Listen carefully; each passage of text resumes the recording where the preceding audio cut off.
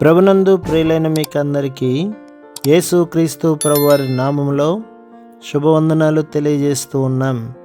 దైవజనులు బ్రదర్ భక్త సింగ్ గారి పరిచర్యలో నుండి దైవ మర్మములు ఫిబ్రవరి 2. మరియు యెహోవా దానికి పైగా నిలిచి, నేను నీ తండ్రైన అబ్రాహాము దేవుడను, ఇస్సాకు దేవుడైన యెహోవాను.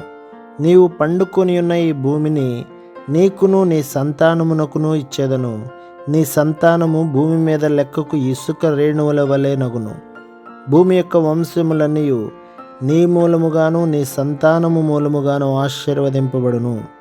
ఆదికాండం 28వ అధ్యాయం 13-14 వచనాలు. భయమును బట్టి యాకోబు తాను విన్న దానిని చూచిన దానిని గ్రహింపలేక ఆత్మీయంగా గుడ్డివాడయ్యను.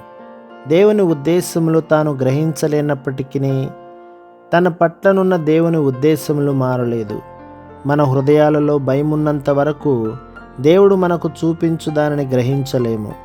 సాతాను ఎల్లప్పుడూ మన హృదయములలో అన్ని విధములైన భయములను పుట్టించును. ఈ భయములు దేవుని ఏర్పాటును గ్రహించకుండా మనలను అడ్డగించును. దేవుని ఉద్దేశములను గ్రహించుటకు గాను యాకోబు అనేక కఠినమైన పాఠములను నేర్చుకొనవలసి వచ్చెను.